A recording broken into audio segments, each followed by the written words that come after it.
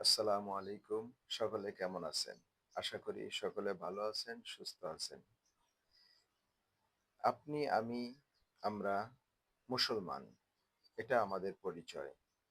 আমাদের লক্ষ্য রাখতে হবে বিধর্মীরা যাতে আমাদের নিয়ে সমালোচনা না করতে পারে।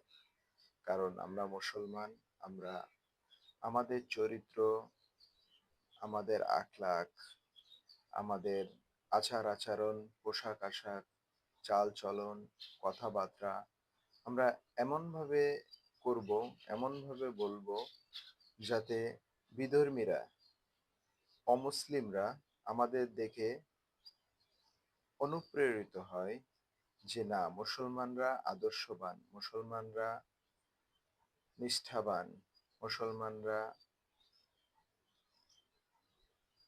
খুব ভালো চরিত্রের অধিকারী।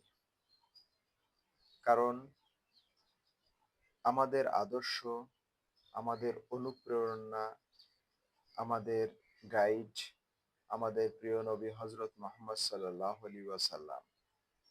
তিনি ছিলেন আদর্শের প্রতীক। আমরা তারই উম্মত। আমরা তারই আদর্শে আমাদের জীবনকে গড়ব।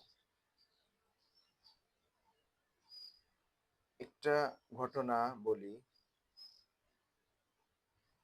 ইরানের একজন সুফি সাধক ছিলেন, একজন দরবেশ ছিলেন, নাম মালেক বিন দিনার রহমতুল্লাহ আলাইহ। ওনার একটি কাপড়ের ব্যবসা ছিল। তো ওনার দোকানে ২ ধরনের কাপড় ছিল, ৫ দিরহাম এবং ১০ দিরহাম দামের উৎকৃষ্ট মানের কিছু কাপড়। তো উনি একদিন বাইরে যাওয়ার সময় কর্মচারীকে বলে গেলেন যে, "এই কাপড়গুলা ৫ দিরহাম আর এই কাপড়গুলা ১০ দিরহাম। যদি কেউ কাপড় ক্রয় করতে আসে, তুমি তার কাছ থেকে এই দাম রাখবে।"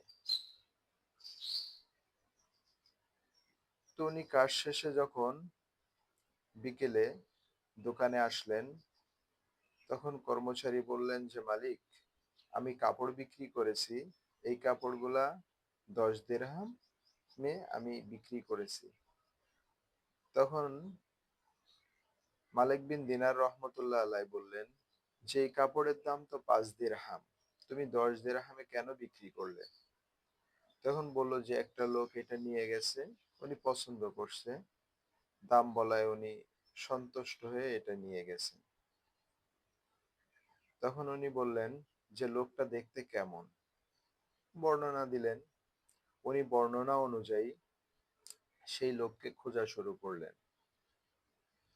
খুঁজতে, খুঁজতে সন্ধ্যা হয়ে গেছে। উনি লোকটাকে খুঁজে পেলেন। পেয়ে বললেন, "ভাই, আপনি যে কাপড়টা নিয়েছেন এটা ৫ দিরহাম।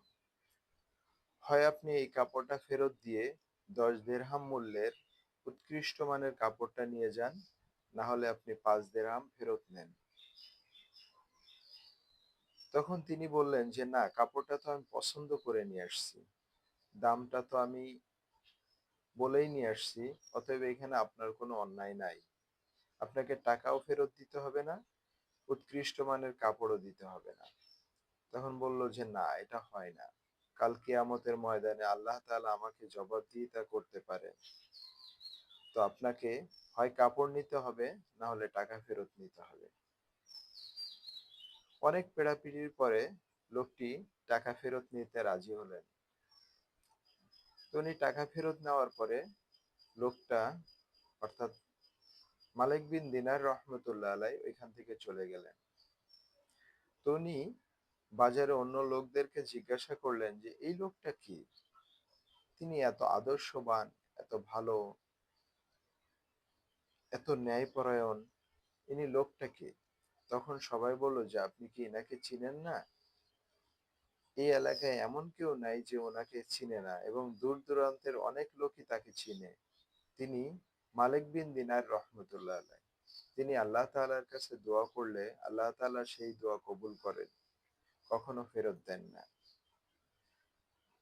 তখন ওই অমুসলিম যিনি কাপড় কিনেছিলেন, তিনি চিন্তিত হয়ে গেলেন এবং তিনি বললেন যে মুসলমানরা এতটাই আদর্শবান, মুসলমানদের চরিত্র এত উৎকৃষ্ট, তাই তিনি সিদ্ধান্ত নিলেন যে তিনি মুসলমান হয়ে যাবেন। তা আসুন ভাই, আমরাও আমাদের চরিত্রকে ভালো করি।